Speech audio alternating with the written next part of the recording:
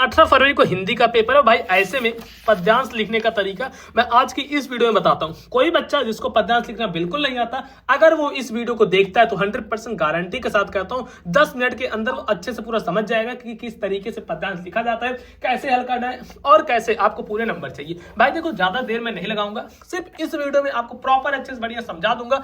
और इसके अलावा ना कोई भी वीडियो आपको देखने की जरूरत नहीं पड़ेगी पद्यांश से रिलेटेड, तो ध्यान से देखना, अच्छे से देखना और मेन चीज की अच्छे सारी चीज आपको समझ लेना है। तो चलो यहाँ पे बताता हूं किस तरीके से आपको क्या करना है। देखो 22 नंबर यहाँ पे है, दिए गए पद्यांश पर आधारित प्रश्नों के उत्तर दीजिए। दिए गए पद्यांश पर आधारित प्रश्नों के उत्तर देने हैं, आपको ये पद्यांश करना है, इनके उत्तर देने हैं। आ जाओ कैसे करना है वो मैं समझा देता हूँ। सबसे पहले आपके पास ये पटरी होनी चाहिए, स्केल होनी चाहिए। अब इस स्केल से क्या करवाओगे भैया, इस स्केल से मैं आपको ये करवाऊंगा। सबसे पहले यहाँ पे एक लाइन कर लो। देखो ये बहुत ज्यादा जरूरी है, एक लाइन करनी। आप एक लाइन किए, एक से काम नहीं बना, चलो दूसरी लाइन कर देते हैं, इससे काम बन जाएगा।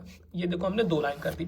और अब डेली वीडियो आ रही, एक दिन का गैप नहीं हो रहा, हर दिन वीडियो आ रही, तो भाई ध्यान से देखते तो लो, बिल्कुल भी टाइम वेस्ट नहीं करना। मैं भी आपके लिए लग चुका हूँ आपके लिए, और डेली रेगुलर वीडियो ला रहा हूँ, तो भाई बिल्कुल देर मत करना। जितना कुछ बताता हूँ हर चीजें आप देखते जाओ, समझते जाओ। जितना चीज आपको बता रहा हूँ बस उतना ही ध्यान से समझ जाओगे ना, तो इसके अलावा और कुछ आपको देखने की जरूरत नहीं पड़ेगी। इतना तो मैं गारंटी के साथ कहता हूं, ठीक है। अब देखो आगे यहाँ पे बढ़ते हैं। ये 22 नंबर क्वेश्चन है, दिए गए पद्यांश पर आधारित प्रश्नों के उत्तर दीजिए। इन पद्यांश पर आधारित प्रश्नों के उत्तर देने हैं। आ जाओ यहाँ पे हम डालेंगे, क्या चीज डालेंगे, दिए गए पद्यांश पर आधारित प्रश्नों के उत्तर देने हैं, तो प्रश्नोत्तर संख्या। सबसे पहले देखो यहाँ पे अपन डालेंगे प्रश्नोत्तर संख्या। जैसे 22 नंबर है तो यहाँ पे डालेंगे 22, तो ये डाल दो प्रश्नोत्तर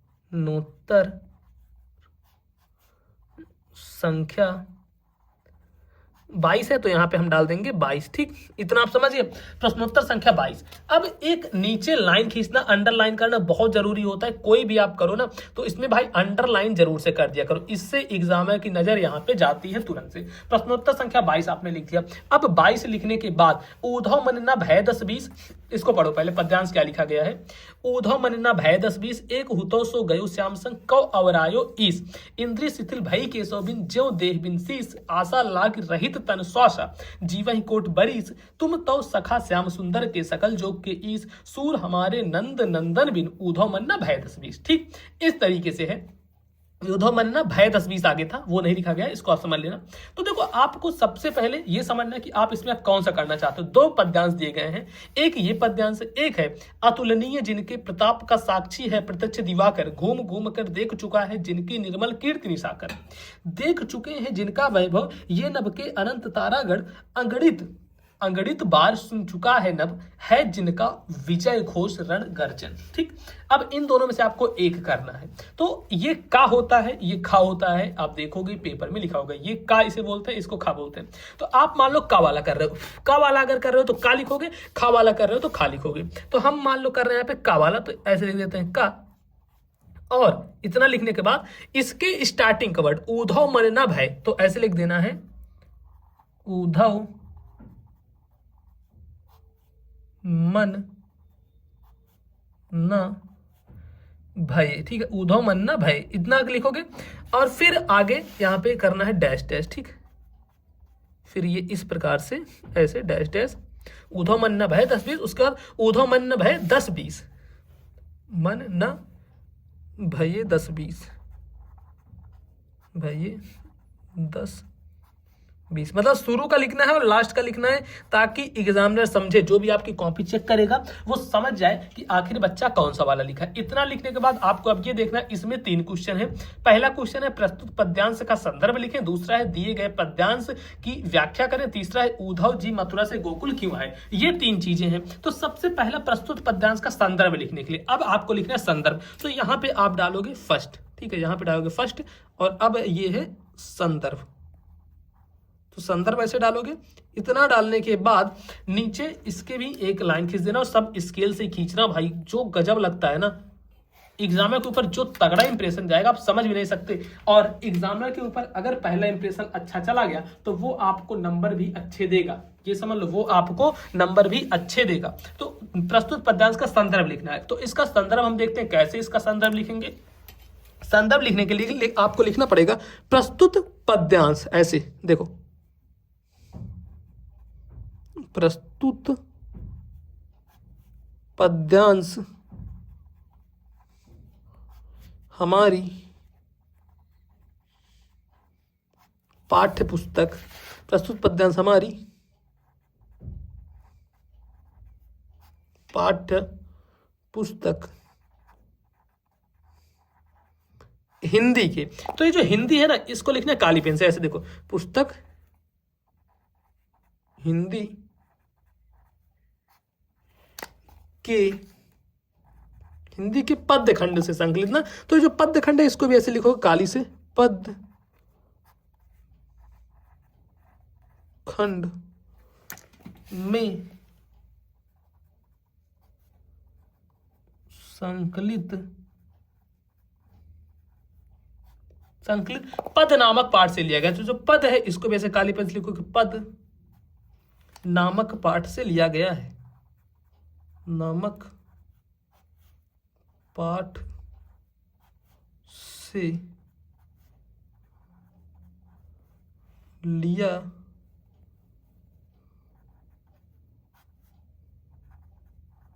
गया, पद नामक पाठ से लिया गया है। इसके लेखक कौन है, अब आपको लिखना है कि इसके लेखक, ठीक है। तो चलो इसको भी हम लिख देते हैं कि इसके लेखक, लेखक नहीं इसमें, हाँ अब भाई एक चीज ध्यान रखना, जो बच्चे गलती करते हैं वो जल्दबाजी में ऐसे लिख देते हैं कि इसके लेखक, जबकि कोई भी पद्यांश है, पद्यांश में लिखा जाता है रचयिता, आप लिखो कि इसके रचयिता सूरदास जी हैं, तो ऐसे लिखो इसके रचयिता, इसके रचयिता, अब सूरदास लिखना है ना, तो इसको भी ऐसे काली पेन से लिखो, ठीक है, सूरदास जी है, इसके रचयिता सूरदास जी हैं। अब देखो अगर आप इस प्रकार से लिख रहे हो ना, तो एग्जामिनर के ऊपर बढ़िया इंप्रेशन जाता है। फिर जैसे सेकंड नंबर आ गया, दिए गए पद्यांश की व्याख्या करें, तो आप यहां पे डालोगे सेकंड, और क्या चीज का, व्याख्या, सेकंड डालोगे व्याख्या, व्याख्या डालने के बाद अब फिर एक ऐसे लाइनिंग आप करोगे। अब व्याख्या में क्या चीज लिखोगे, इसी की व्याख्या लिखनी है कि प्रस्तुत पद्यांश में, कैसे लिखोगे, प्रस्तुत पद्यांश में, प्रस्तुत पद्यांश में सूरदास, अब जैसे देखो सूरसाद लिखो था सूरदास की जगह, तो अब ये मत करने लग जाए कि इसको पूरा काटने लग जाओ, नहीं आगे बढ़ो। कोई भी एग्जामिनर एक एक चीज नहीं पेगा, प्रस्तुत पद्यांश में सूरदास जी कहते हैं कि, सूरदास जी कहते हैं कि गोपियां